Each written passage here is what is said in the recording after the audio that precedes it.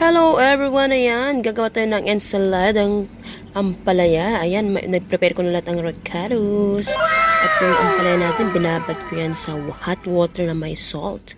Ayan, hanguin na natin para ilagay ang ating mga ricado. Binabad ko yan ng almost 5 to 8 minutes guys. Ayan, sarap niyan. Hindi na tululuto, fresh na fresh yan, diba? Yan ang magandang ulam talaga. Healthy pa. Sige, ilagyan na natin ating mga ricados. Lagyan ng magic syrup. Dagdag sarap. Ayan. Tapos lagyan na natin yung, meron akong boiled egg kasi dito na so nilagay ko na rin siya.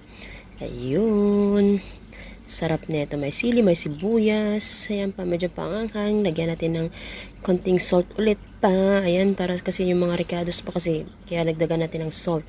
Chili flakes. Sarap. Ayan, lagyan natin ng konting patis. Ayun.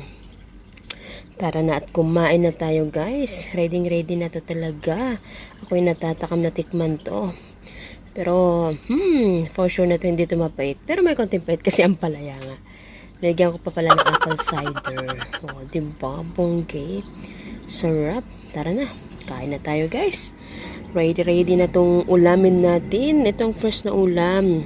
Talagang healthy pa. Ayun. So, let's gonna eat, guys. Kain na tayo. Mix lang natin ng konti para mix din yung mga lasa-lasa ng ating ensalada. Ang ampalaya na may itlog. Ayan. Thank you for watching. Lawuz.